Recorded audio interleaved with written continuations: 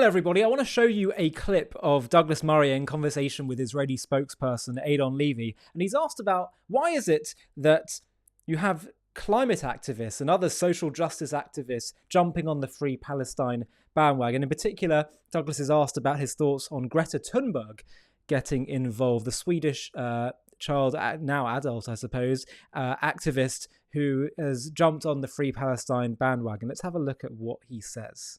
No, the people you mentioned, like why the climate people? Well, let's have a look. We actually have a little clip from Greta Thunberg, who's become one of the major Hamas fangirls recently.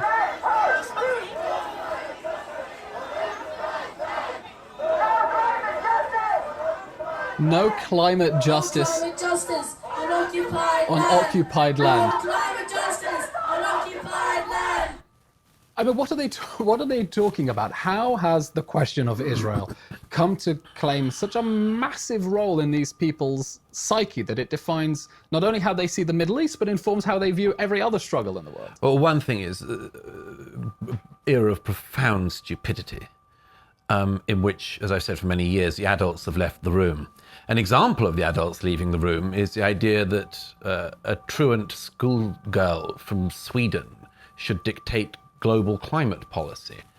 Never seemed to me a good idea. Always seemed to me she should spend more time in school. And the fact that so many politicians bowed to her views on, I mean, I said when she first emerged, people didn't like to criticize her when she first emerged because they said, well, here's a schoolgirl who's autistic. I dare you to criticize her. I dare you. And I remember saying when she first emerged, like, what is this game? If I found a younger person who was more autistic and adored fossil fuels, and I put that person out there, would I win? Okay, it was always a trap, the Greta Thunberg thing. Always a trap. Now she's of age. By the way, this is so true and often a tactic used by people in these kind of camps. They create the culture of fear and shame. It's all emotional. How can you be comfortable with Palestinian children being killed? You're comfortable with that? You know, playing these stupid straw man arguments, basically. Age, she's an adult, so and it's easier to criticize her, or it should be.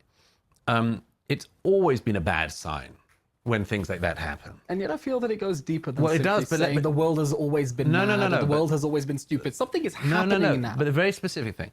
There are times, if you read an account of a time in the Middle Ages where a young girl with blazing eyes came from a neighboring village and told you all you were going to burn.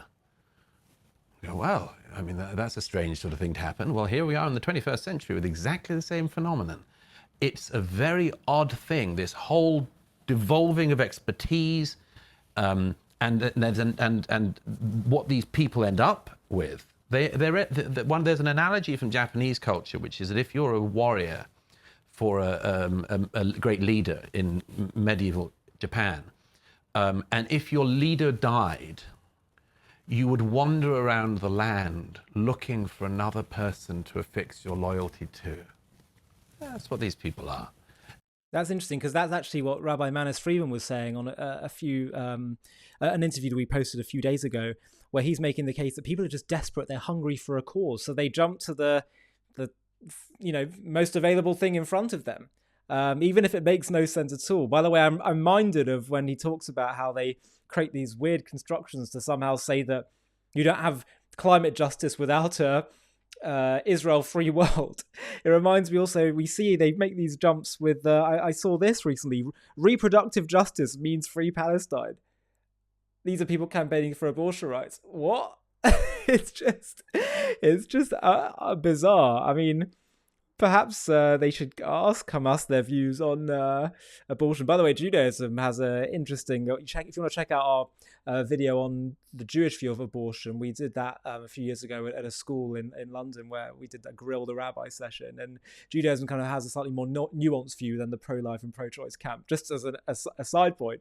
But it's also like, you have Queers for Palestine and others where it just makes no sense at all. And a lot of this, as Douglas, I think he's right in saying this comes from an emotional need to make sense of our world, which, by the way, is legitimate, but they're not making sense of it in a way that reflects the truth. They believe the earth is burning, climate emergency, Palestinian emergency, this emergency. They're desperately searching for things to attach themselves to. And there's another point on this, which is that these people are doing politics by just every issue. You can always tell somebody hasn't thought deeply about anything when they have completely predictable views on every single issue. If you'd have asked me 5 years ago, how do you think Greta Thunberg will end up on the Palestinian question, I'd have said, she'll end up exactly like that. Of course. Because she'll get her politics a la carte. The fact that That's right. I think Douglas and Eylon are right about this point, that it's just people are desperate for a cause and they go to the easiest thing available to them, and they just try and create these very simple paradigms to make sense of everything in life. Everything is about the powerful and the powerless, and it doesn't matter who has moral virtue and who doesn't, who has the rights, who doesn't. It's all about that. And in the case of Israel, well, Israel is the colonial occupying force, even though it's totally ahistorical and totally nonsense. I think also part of what really they have to oppose Israel is because Israel very much runs counter to the notion that we see in a lot of corners of woke ideology that basically says that people who have been victimized groups, they're very much attached to this intergenerational trauma, and it's going to take massive amounts of efforts. In some ways, it's impossible for societies to rid themselves of things like white privilege and trauma and racism and all that. And so we're just going to have to forever find ways to provide reparations indefinitely. But Israel is a living, breathing embodiment of a people that dust themselves off after the worst tragedy and crime against humanity in all of history, and said, we will not be defined by our victimhood, and we do have agency, and we are going to make a success of ourselves and of our people. And so obviously it's no wonder that Israel is going to be such a thorn in the backside of people who have this ideology which wants to shirk responsibility. Israel is a nation and a people that say, we choose hope, we choose agency, we choose life. I'm Ollie Annisfeld, and you're watching JTV.